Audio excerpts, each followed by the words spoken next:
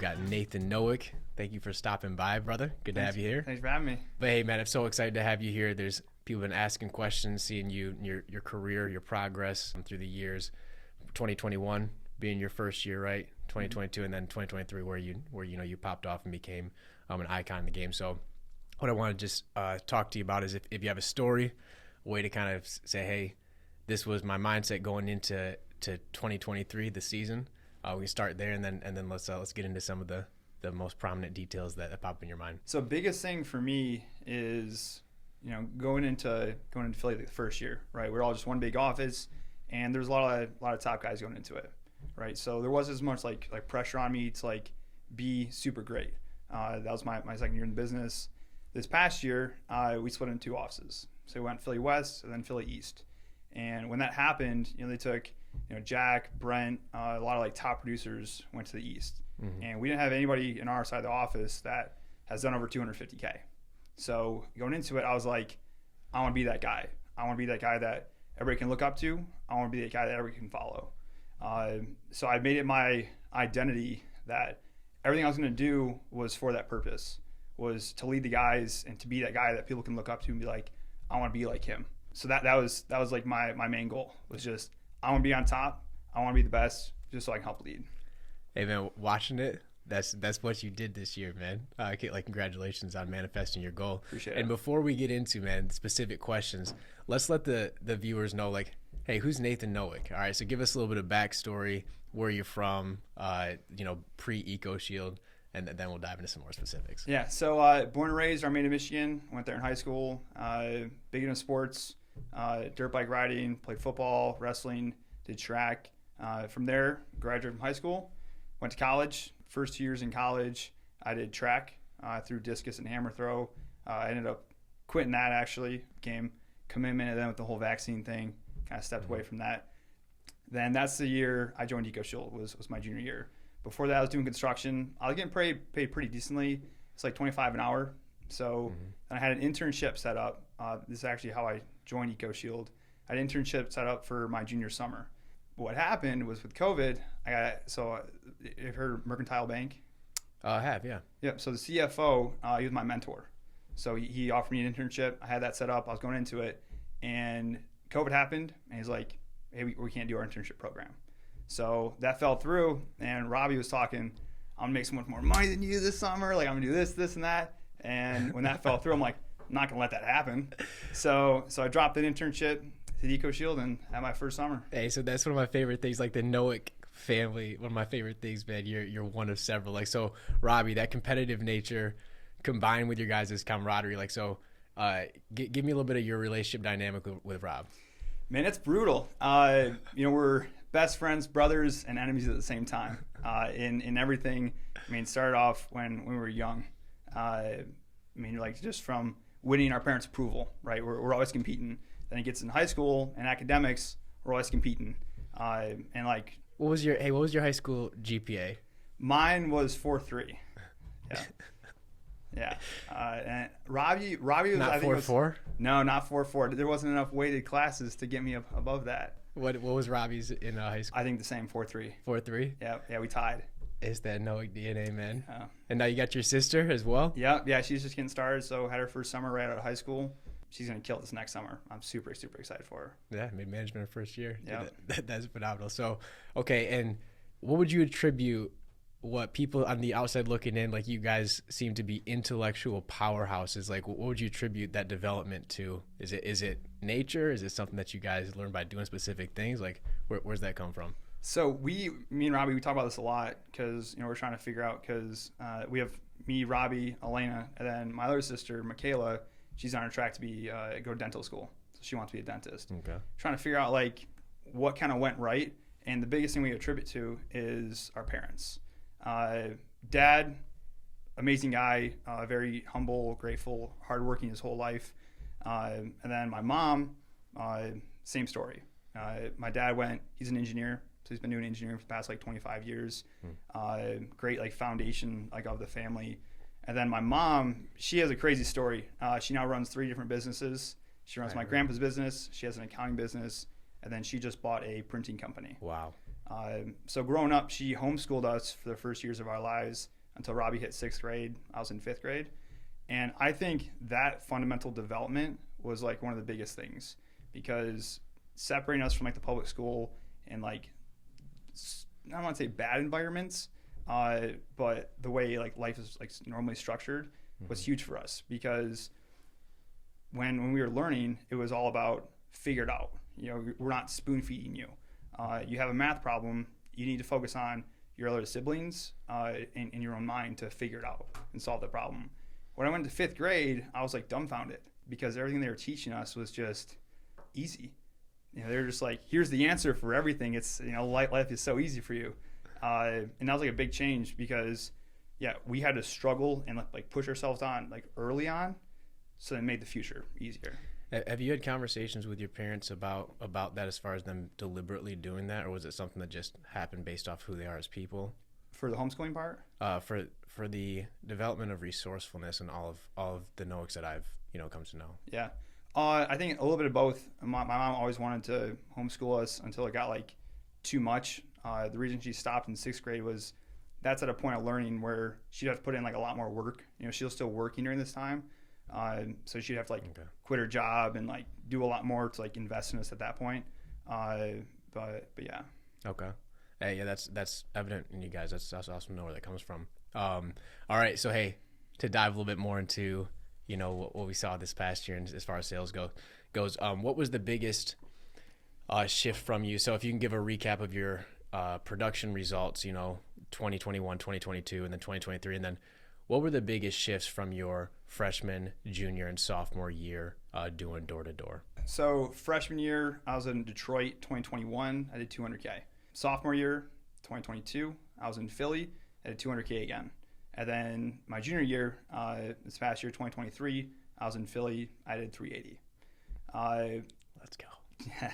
Changes from freshman to sophomore year wasn't much. I expected more out of it, because I went from being, a first-year rookie to being, a vet. So I expected just automatically to be doing more. I didn't put the work in. And I didn't get the results, obviously, right? Kind of works out that way. That was kind of a wake-up call, because when that summer happened and I finished it, I did like an after-action report, and I was like, what did I do right, what did I do wrong? Kind of like, what got me to this point? Why did I not sell more? So I took all the things that I was doing negative and not positive, and I just started implementing that. In our MDPs that we talk about, all the little things, that's what I started to focus on. So what were a couple of the biggest shifts that you made? More routine, definitely huge. Cold showers, huge. Just waking up early and getting the important stuff done early on. If you can figure out, if I spend 2 hours a day in personal development every single morning, that just puts me past the curve so much more. So that's really kind of what I focused on. Okay, and was that more so leading up to summer that change happened, or was that something that you started doing, when the season took off? Yeah, so right after my sophomore season, and I didn't sell enough, I sold the same amount as I did my freshman year. That's when it started. I kind of got the kick in the butt and was like, I got to figure something out. And that's when I was like, either I pay now or I pay later, right? I sacrifice and give up some of my college experience now, or the result's going to be the same. So I started in September, morning routine all the way through summertime, and just stuck with it. What do you think the most important parts of your morning routine, were leading up to summer? Because we'll get into your summer routine, but leading up to it, what were those things? Reading, huge. I used to hate reading. Absolutely despised it. I was never a great reader. I never enjoyed it. But implementing reading into like my daily routine is so important, because one, it now for me, even still hard, it gives you something hard to do early on. But more importantly is consistent knowledge. You're always bringing on more ideas, and you don't have to screw up to learn from your mistakes. You can read other people's mistakes and learn from that. So that was huge. Affirmations, visualization, just knowing where I want to be, where I want to be heading, who I am, structuring my identity. So that's what was really important. What books were some of your favorite books that you read, during that transition? Atomic Habits is my number one book. James Clear, he crushed so that. Good, so good. Power of One More. solid book by Ed Milet. What's that? Do you remember anything specific? So Atomic Habits is like, it's like a clinic of just like a better way to maneuver through life. If you want to really take it on and try to make personal elevation in your life, that book is one that's top of the list for me. But what's one thing that you took from that book that you implemented? Principle was the ice cube in a cold room. So he talked about an ice cube, and your cold room is 25 degrees, right? Every day you grow about 1 degree. Well, if you're at 25, when you move to 26 degrees, the ice cube doesn't change. 27, 28, 29, 30, zero change in the ice cube. And a lot of people, start implementing small habits and doing good for themselves, but they don't see results. The problem is they're not above not above like melting yet, right? So they're just focused on those small 1 degrees. They don't see results, so they quit. The problem is all that pays off when you hit that 32nd degree. Once you get that 32nd degree, your ice cube starts to melt, and that's when you start seeing the results.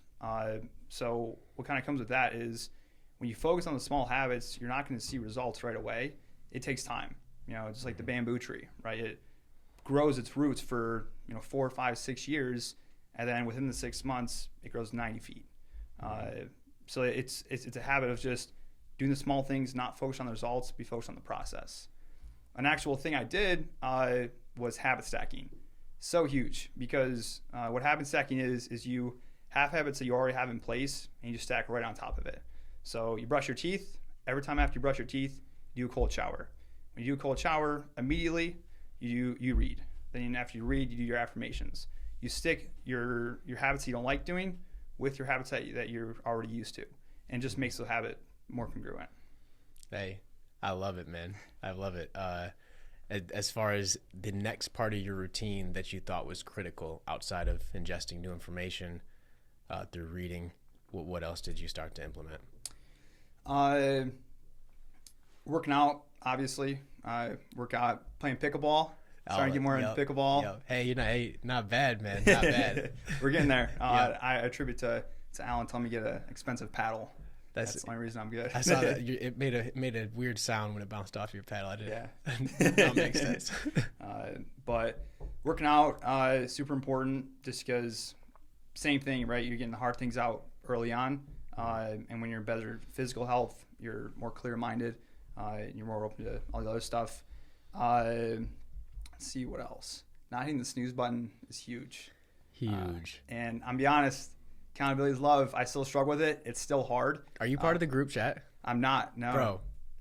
Okay, I'll send you. Hey, I'm gonna send you the link. Cool. There's this group. Your brother's the one that holds people accountable in this group chat. Put me in it. Let's go. All right. So and the rules to this are, so you can wake up as early as you want to. All right, but when you wake up, you take a picture, take a selfie. All right. Okay. Whatever you look like at the time, and then it cuts off at 8 a.m. So you get people in there that are really, really early risers, all the way to 8, and then it's tracked like the percentage of days. Like Robbie's putting together a streak, so like the streaked days that you have in a row are counted for. So I'm pumped. He put like an Excel spreadsheet together. Let's go. I love that. I'm pumped about it. So I'll send that to you right now. Okay. Cool. So any other habits that you implemented into your life that you can recall going into this past year? Meditation and prayer. It's another thing I kind of focused on, because especially when you're going through college, it's not really something that you do. Meditation specifically, I still prayed, but meditation is really important because you can reflect on your day, your previous days, your life, who you are, what you're doing, a lot of like important stuff. We struggle to put away time just for ourselves. And I think that was really important. So I meditate for 7 minutes a day. I got this app I play on my phone. It's right after my cold shower. It's the first thing I do. I used to do it without a cold shower, and I would struggle because I was super exhausted and like I would sleep during my meditations. Yep. But now I do it right after my cold shower. So I'm like fully there. I'm awake. I'm alert, and it's just practicing. You're gonna get distractions and kind of keeping that away, and then just focus on yourself. Was there a resource that you went to kind of learn how to meditate, how it works for you? I had some research. I talked to Jack. So when I first started meditating, it was actually previous podcast. I heard Jack talking about it, and I still meditate the same way that he talked about. He talks about himself in a little room, and increasing the size of the room. like to your head. And I think we probably have our own different perspective on like how it actually looks, but same concept. Hey, number one in each office, we're doing the same thing. Yeah, Hey, crazy, right? Might not be a terrible idea. Okay, love it. Okay, so going in, getting down in those areas, was there anything else that sticks out to you going into your, this year of a quantum leap in your career? Anything else? I mean, that's pretty much it. Okay, so starting day one, after you've kind of leveled up the different areas of your life that you wanted to focus on, what was your strategy? Was there any particular things like non-negotiables? I'm doing this during the summer, and then walk me through, if you would, your routine throughout the year as well. So I went sober for the summer, so no alcohol, weed, or nicotine. I think that's super important. Not even because it like distracts your mind or not. Big thing for me is sacrifice. The more that you can sacrifice and give up, the easier it is to do the hard things. Because you look at yourself like, I'm already giving up so much. Why not just give up a little bit more, right? So that was another big thing is I tried to give up as much as possible, and that helped the harder decisions become easy. Morning routine, wake up 6 a.m., right out of bed, cold shower, 6:05. From there, meditate. I have like 10 affirmations that I say and do, write down, speak them in the mirror. Visualization, I do what Mike Sawtell does. He's got a folder on his laptop. Pull it up, just look at pictures of the future life, how I want my life to look like, things I want. That's all my visualization. After I do that, I get up, I make my breakfast. Every day was the same. It was yogurt with some blueberries. Sometimes I'd change it up and add some honey. That's pretty solid. And then I would make an avocado toast for my drive out to Hood. Okay. And then after that, I put that in a container, get back to my desk, read, and then get up, go hit the gym. Okay. Dialed. Love it. That actually sounds good, like blueberries and honey as well. So you get back from the gym. How long is the workout? Roughly 30 minutes to an hour. During the summer, 30 minutes to an hour? Yeah. So wow. Okay. A lot of times, I mean, it's always different. Let's pick a ball, hit a quick lift, just do a stretch. My routine was less focused on like the actual workout, more focused on just getting there, doing something, getting like just habitually into that, like get ready for the day kind of thing. Okay. And then so next steps from there, from the gym, what would your flow like? Yep. So gym, and then I shower, change there, grab my stuff, and I just head to the meeting. So I'm telling you, the meeting like 30 minutes early. We go there. Some kids want to role plays, get a presentation set up for the day, and then get ready to set the meeting. Okay. Give us some insight into what the atmosphere was like this year in the Philadelphia West office. It was sick. Absolutely amazing. I mean, when people come in, they were excited to be there. They're just happy to be around all the guys. There's never like a dull day. The managers and partners did a really great job at bringing the energy this year, which I think is super important. Yeah, massive shout out to those leaders. Stephen Goodall was there frequently, right? Tristan was there a lot as well. Yep. Alan flew in and out. Yep. And I know Ethan was visiting, but yeah, same. I saw what you were just talking about when we got there. Those guys were dialed every morning. Yeah, and I think that and your brother and Mark. Yeah, a lot of guys. Yep. Yeah. Plays a huge difference because if you're excited about like the job you do, it makes the job easier and better. And we got really dialed at just how we ran the morning meetings. Everything had a set schedule. Robbie put together a presentation similar to how we do our Wednesday night meetings now. How we structured it is we had a specific presentation for each day of the week. So Monday, Tuesday, Wednesday, Thursday, Friday. And when people got their roles, they could on Sunday night prepare for each presentation, and it was already preset for the whole week. Does that make sense? Yeah. Yep. So then he did the same thing for our group meetings. So exactly. That's Rob. So it super easy. No one's ever plugging in their stuff. It's just click, click, click, moves right through.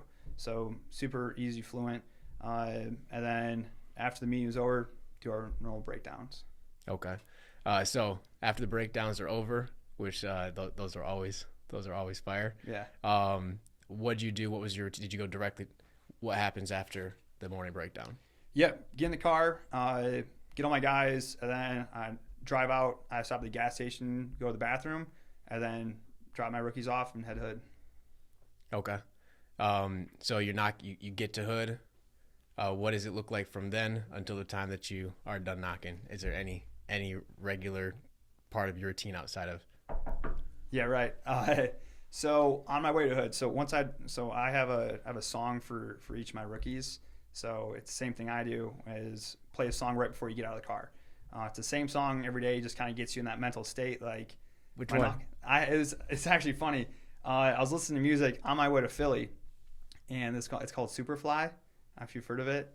Who's it by? I don't even know. I just liked it. I'll pull it up for you. Wait, so the whole year? Every single day. I did not miss a single day. Superfly song, 24K. By Cootie Big Fizzle. Oh, that one. Welcome okay. to the Trap. Superfly. Are you playing it? No, you go for it. Oh, this is good. Yeah. This is a vibe. Mm-hmm. You listen to the whole thing before you get out of the car? Just about. Okay. Yep. So this is this is the song if you guys want to make over 6 figures in a few months, several months. Hey, I love it. Yeah. So listen to that song, and then that's once I get to my car. So I have a place I park every day, already preset. So I get there, key off, boom, out of the car. And then once I'm out of the car, I don't step back in until I leave for the night. And then anything else from the doors, I eat a Cliff Bar midday, typically. Okay. Sometimes I kind of forget to. You're just kind of like rolling, forget to eat the Cliff Bar. Mm-hmm. But that's it. And this next question has nothing to do with advice. All right, we're not doctors, but did you have any energy drinks or something that you took during the day, or was it just strictly water or Gatorades, or what did you do for hydration? Yeah, so I actually, before summertime, I did a caffeine detox. So for like Phenomenal. Middle of March all the way through April, no caffeine, because I knew eventually I was going to start drinking caffeine again. I wanted to work. So I went about 2 months in, half the summer with no caffeine, and then I started having a little bit of caffeine. So my go-tos were C4s this year. Okay. Yeah, the blue one and then the red one. So what? They taste good, but that was smart, man. Detox before the summer. Good call. So you're from the car. You get out. You don't come back to the car until the end of the night. What time did you end up coming back to the car? It was after sunset. So I'd knock all day. Once sunset, I'd set callbacks. So I had 3 to 4 callbacks to go to, and then once I finished with those, whether they answer or not, that's when I get in my car and leave. What did you do during the days to keep your energy at a level where you're able to perform your best? Positive talk, so positive self-talk, and then movement. So positive self-talk, small stuff. I'm a top 10 rep. I'm a 400K rep. I'm the top in the office. I'm the greatest salesman alive. Always just keeps you in your brain, because whenever you get in your head, if you let your thoughts take over, you don't want to stop. So if you're always bringing up positive things, it's going to keep you going more. So that, and then movement, fast, quick. The slower you move, the more you can kind of get in your head. But if you're hustling, it's a lot harder to. So in between doors, around houses, I'm just going, pushing. The harder I push, the more focused I am. What did you? Was there any contrast to, like, if you were struggling as far as results go during the first part of the day? Was there anything that you did differently going into the second half of the day, or was it the exact same pace, same mindset, everything? Honestly, typically is the same. It's how it is with the doors. You're gonna get your butt kicked in often. It's just a numbers game. So I just focus on talking to more people. Whenever I'm not getting sales, it's all about talking to people, and I just gotta find those buyers. I know there's 5 buyers in every single neighborhood. Mm-hmm. So I haven't found them yet. I actually keep going. So I typically, right, I'm trying to get that first sale. So I'm just talking to people as fast as possible. That's key.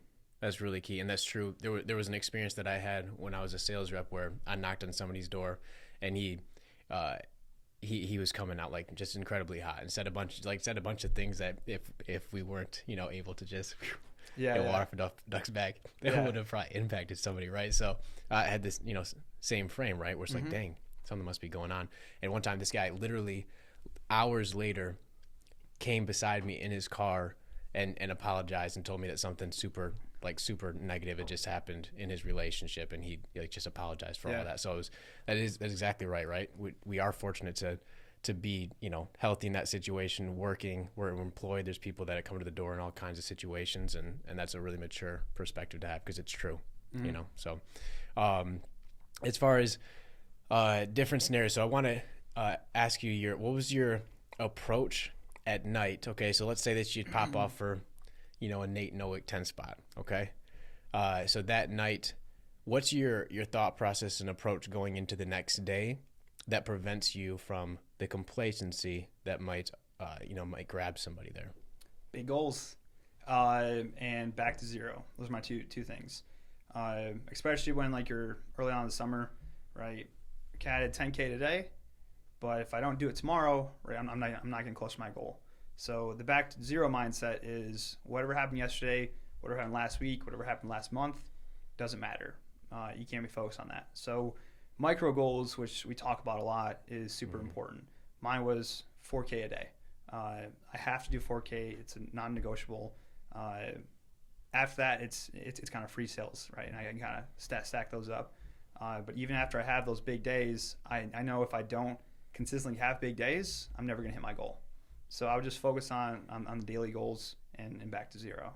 Okay, and just to ask you the contrast to that, right? A day that you didn't produce what you planned to at the beginning of the day.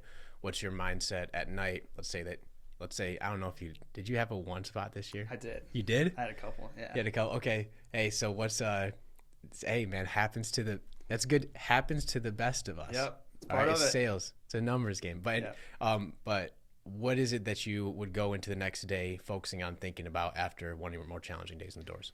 Honestly, same thing. Whether I put up 20 or 1 yesterday, doesn't matter. I'm back to zero. Today's a new day. New people to talk to. Always new opportunities to look forward to.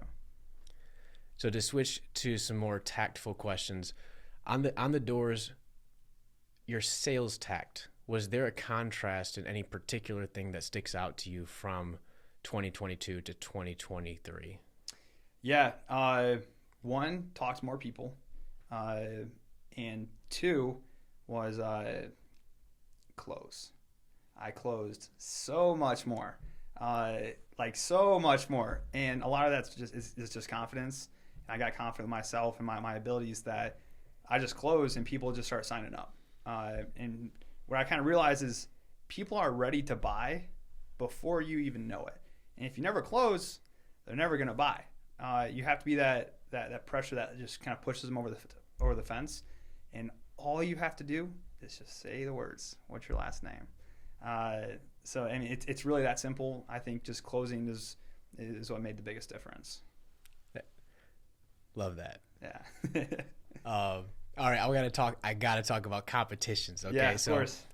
You guys are. I mean, Philadelphia is known for being incredibly competitive. Obviously, we all already know you guys won the national championship this year. Yep. Talk to me about competitions this year in Philadelphia. What are the things that stuck out to you? Let's see. Shield Championship, obviously huge.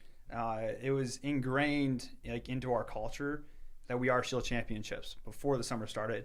We had posters of it everywhere. Said it after every single breakdown. It's what we always talked about was Philly Shield champs, Philly Shield champs, Philly Shield champs. So that was who we were. It wasn't anything else. It was just our identity. We knew we were Philly Shield champs before it even happened. That, and then top 10 rookie. We had 3 top 10 rookie finish this past summer, which is insane. Yep. Absolutely love that. We had Ben Bania doing over 400K, Joe Hogan doing over 300, and then Joe Turner doing 250, I think, active, so closer to 300. Absolute studs, and I think bringing that energy every single day was super important for that. And we'd always talk about top 10 rookie, who's on the list, who's getting close to it, and just pushing yourself. So we had, probably throughout the summer, probably had 10 different people all in the bubble of the top 20 falling in and out. So it was a lot easier to kind of you're close, keep it going, you got this. And then Small competitions were super important, like the Pro-Am, the Masters. We got these cool Apple Watch Ultras for free. I mean, you can't beat free stuff. Let's go. The guys have so much Apple stuff from all the different prizes. Crazy. And then, yeah, we were. How about Throwdown Thursdays, man? You got any that stuck out? Did you and Robbie go at it? Multiple times. On Thursdays, yeah. I'll see a couple of those. Tell me one story. What's your record against Rob right now? For the year or for all 3 years?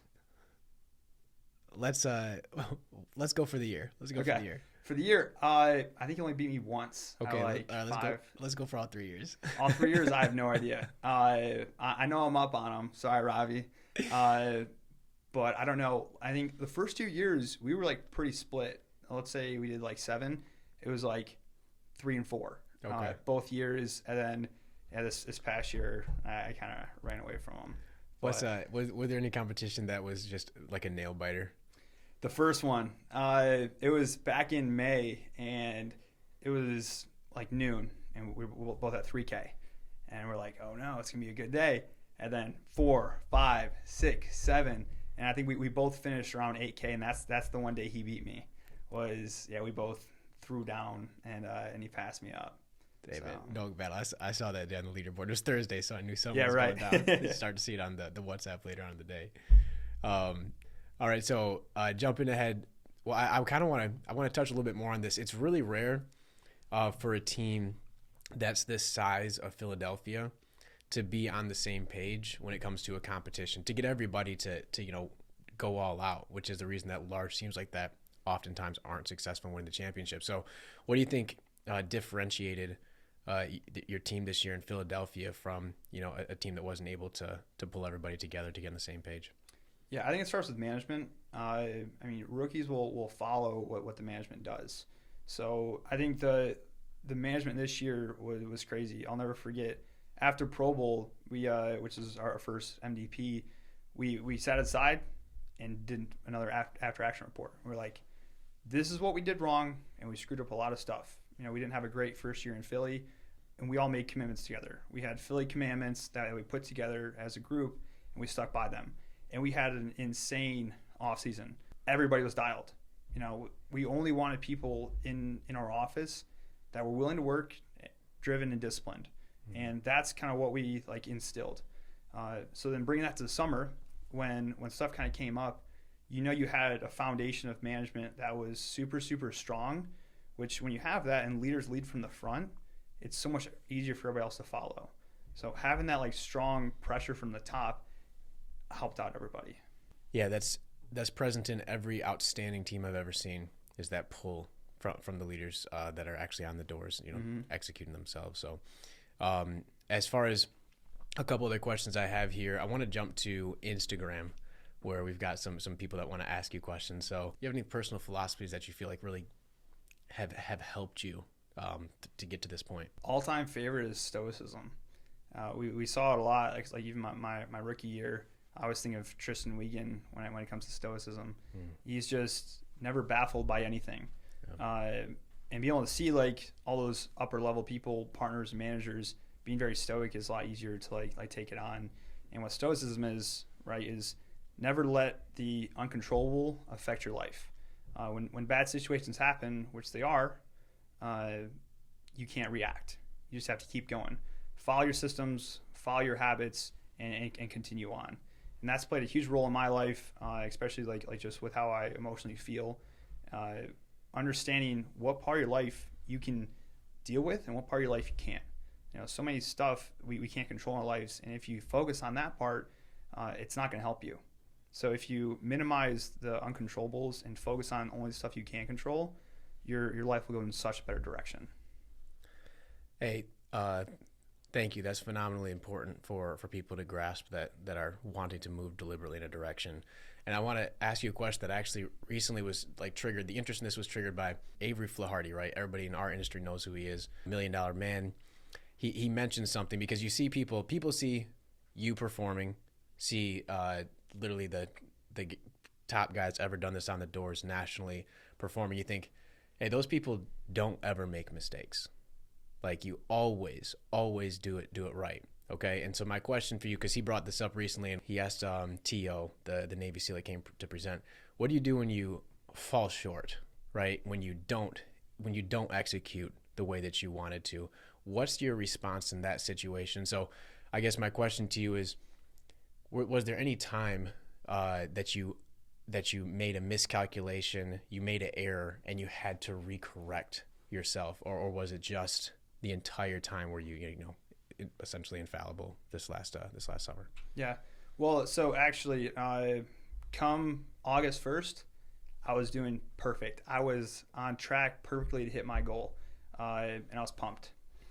First and second week of August were very, very, very slow for me.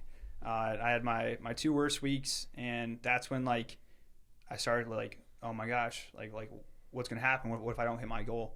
So on Sunday, I sat down and I was like, I need to figure out kind of like what I'm doing differently than the past 3 months. And all I focused on was my habits and my systems. What am I doing on a daily basis that's having a different effect on the outcome? And that's just what I focused on, was all the small little things that was changing, whether it was eating out more, going to bed later, not having a closer routine. All like those small little details have such a big reflect on the outcome. So that's what I'd focus on, is the small stuff which led to the big stuff. Love that.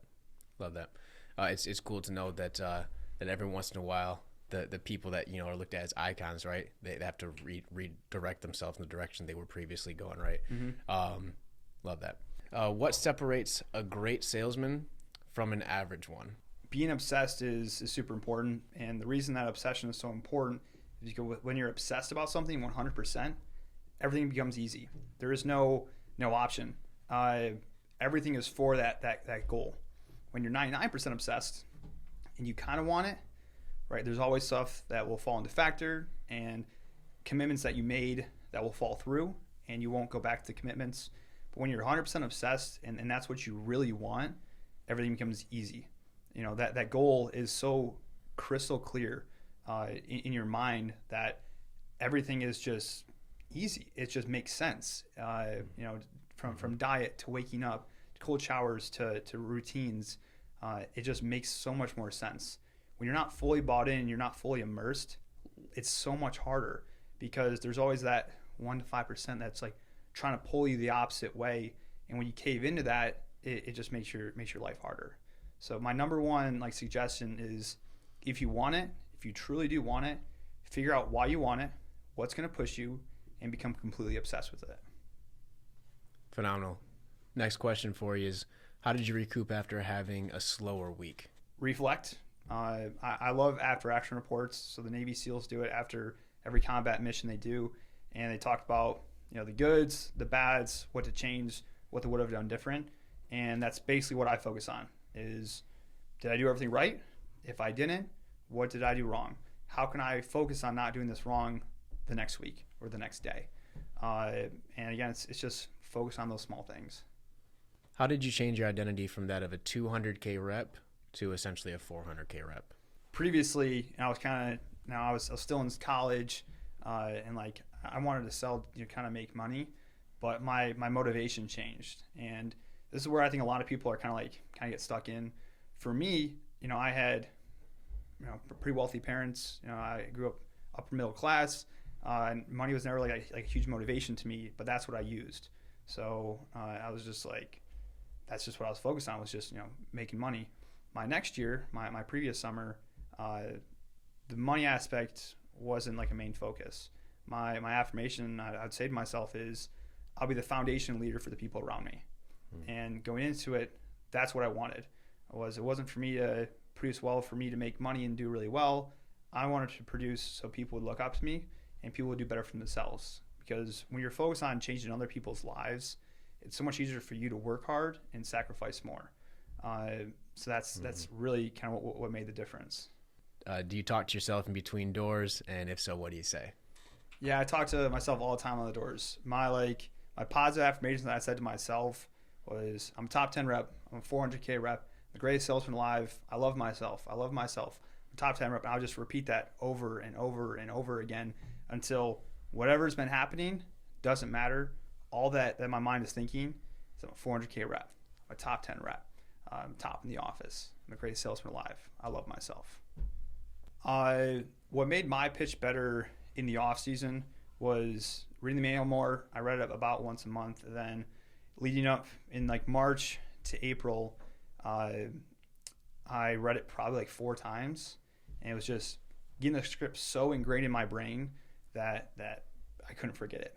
And then training rookies, because when you're teaching someone something, it's a lot easier to remember it because you see all different ways people say it and kind of screw up, and your job is to fix that. So when you're focused on fixing and like everybody's pitch and like adding to it, yours kind of comes along with it. How does one go from being middle of the pack to stepping up and leading from the front? 3 things: habits and systems. So what you're doing, right? Who you are, morning routine, nightly routine, diet, working out, what you're actually doing. Obsession, how bad you want it, what's your why, what drives you, what pushes you, what makes you want to get there. And then your last thing is identity. Who you are as a person, what do you value, what are your pillars of success, what are your non-negotiables. If someone thinks you can't sell a high, quality contract value, what do you tell them? Yeah, if someone says that I can't sell a high contract, I go sell a high contract just to show them. that's the right answer. I mean, a quality CVA, right? Like if somebody's got just selling trash that the company's gonna go freaking under if we have too many of these deals. Right. So the way that you address that, you said you go sell it yourself. Lead from the front. Yeah. If someone can't sell $1,000 contracts, I just go sell them. And when you lead from the front, other people have to follow, because if everybody else can do it, so can they. A lot of times with contracts, it's all about like confidence, right? If I believe that EcoShield Pest Control is worth over $1,000 a year, and I believe that to my core, and I don't price drop a whole lot because I value that so much. It's like the price of an iPhone, right? This iPhone costs $1,000. I'm not going to come to the store and be like, we take 500, right? It's worth this much, and this is how much I truthfully believe it's worth. So it's a lot easier to sell, because if I can truthfully believe to my core that it's worth $1,000 a year, then I can portray that a lot better. Yep. What that does allow on the side of things that reps don't see is that when we're selling without giving away accounts, we're able to pay our people better, and we're able to get better products and better tools and pay for better training and have vehicles that are reliable, and we can provide our people with healthcare and vision and dental. And this is a massive thing that raises the elevation of the quality of our service as a result of you valuing it the proper way, the way that it actually is worth it. And as a result, we deliver a much higher quality service. So yeah, definitely. As far as the second to last question here. So how do you train a successful team and balance that with life? Like, how do you frame that? During the summer or during the rest of the year? During the rest of the year. So during the off season, how I, am good for myself and my team is a couple different things.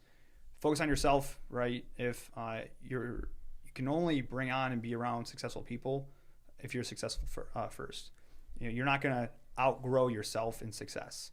So first thing is focus on yourself, make yourself that positive person and that good person, and that you want everybody to be able to look up to you. If they can't look up to you and you're not that person, then you're never going to be able to lead, because leadership is influence.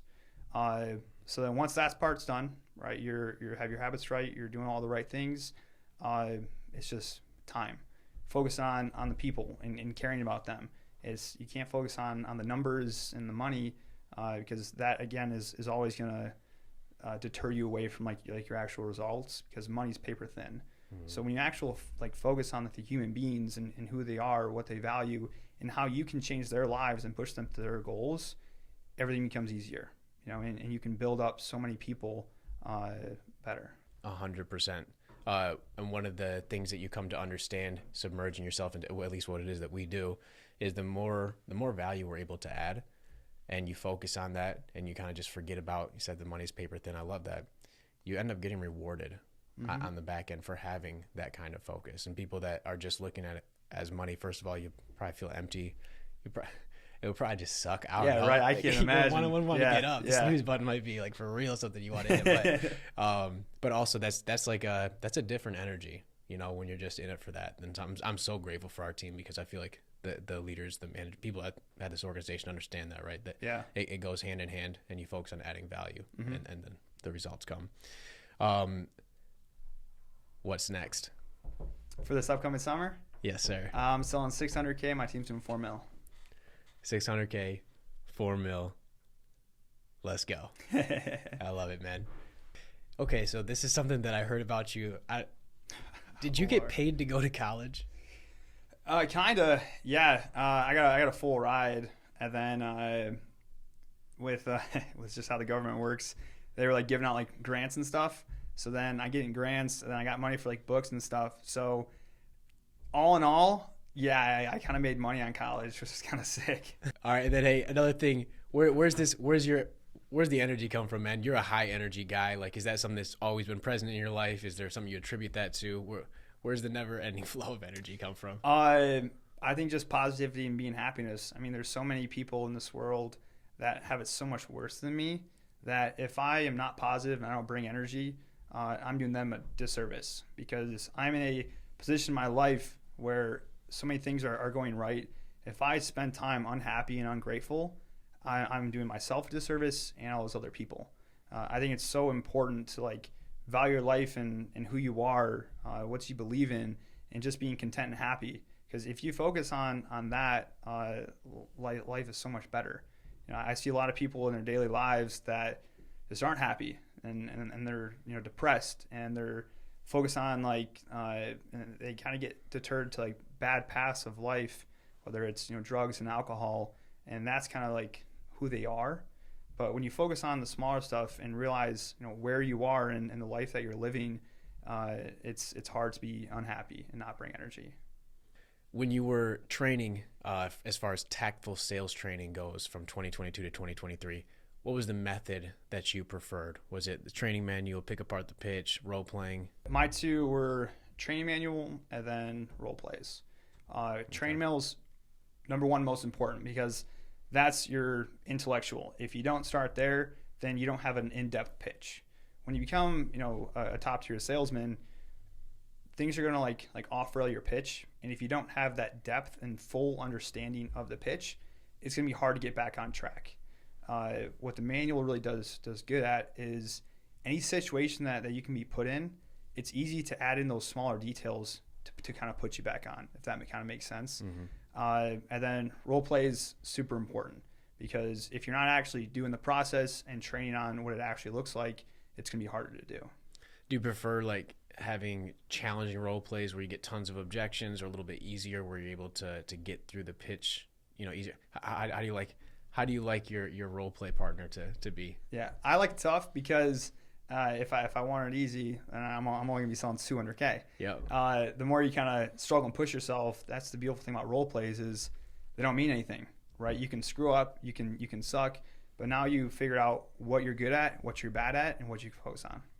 Hey, that's a huge thing that I've noticed between the guys whose rookies come in and have a higher per rep average, is they're savages towards their rookies, not mentally as far as like you suck, you know, yeah. But they're savages with keeping it real as far as like, hey, you are going to get this objection up front like this, like, no, I'm good, you know, instead of like, well, you know. So I mean, it's a big difference. So I appreciate that perspective. I think that it matters when you're training for the summer.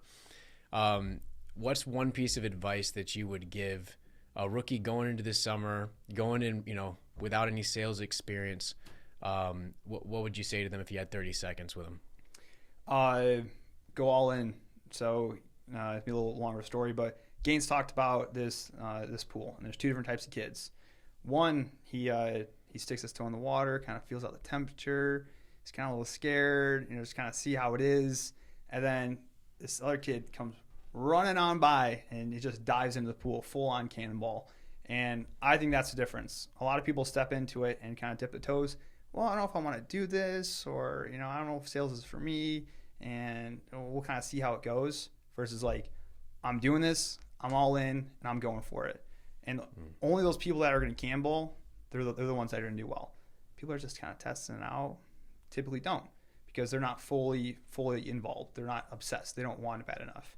And even if, sales isn't your end goal, if you want to do like 1 year or multiple years, what are you giving up and what are you sacrificing if you go all in for 1 year? Give it your all. Do everything you can possibly can to be successful, because I promise you will never regret it. What would you say to a second year? Somebody that's going into the summer after their rookie year and they're looking for advice from somebody like you. What should I do to best prepare myself for this upcoming season? One is get dialed first. Like we kind of talked about multiple times. I find that so important in getting all the little things right. Waking up on time, no snooze button. Cold showers and morning routines, reading, because all that is going to make you a better person, and it's going to reflect in your sales. I promise you. Every good salesman has an insane dialed routine on everything. They have systems, they have stuff put in place that helps them when stuff goes hard, they can always just fall back. This is what I do. This is my schedule. Mm-hmm. That is super important. And then enjoy it. Like realize and be grateful for where you're at. Our job is we just walk around and talk to people. But EcoShield is like such a great driver and vehicle compared to other jobs that, if you just go all in and you want it bad enough, you focus on the little things, it's hard not to be successful. What were you doing for work before this? Like right before this? I was doing construction. Okay, so construction. What was your bro, what was your day like in construction? Oh man, so I'd wake up either 4 or 5 a.m. 4 or 5 a.m. It's just you gotta remind the people. 4 or 5 a.m. is when you woke up for 4 construction. 4 or 5 a.m. Okay, yep. And you said you're getting how much per hour? Is it 25? 25 an hour. Okay, 25 an hour. Yeah, but then get in my car. I got an hour drive to work, which that was never fun. But hour drive to work, then you're on the job site, and it's just hammers, drills, a lot of people, and just working your butt off for the next 8 to 10 hours. And you get in your car, head on home, making $200, and you're like, all right, it's time for bed. Ready to do it again tomorrow. I'm very grateful for people that do that, but I feel I feel like we are just so lucky. Yeah. And people forget that all we have to do for what it is that we're doing to grow and to build is like you can wake up a few hours later. Just that's such a key thing that you said as far as the snooze button goes. I think there's a thing to it, right, where you're like putting life on hold, mm-hmm. and there's like an energy that happens if I've been away from I've no longer like let myself do it. It's been a while now, but I remember the last time that I hit this snooze button, there was just like a lagging because I was used to not doing it. Mm-hmm. And it was like I told life no that morning, like, nah, I'm like going to put this off. And I didn't realize until I had gone so long not doing it and then did it again, I didn't realize this shift in like mentality it is where you wake up and you're like, you're human and everything, so you got to put some water on your face if you want to be like super alert. But there's reasons to get up that are significant enough that you would prefer to get up, even though, you're sleepy for the first few mm-hmm. minutes.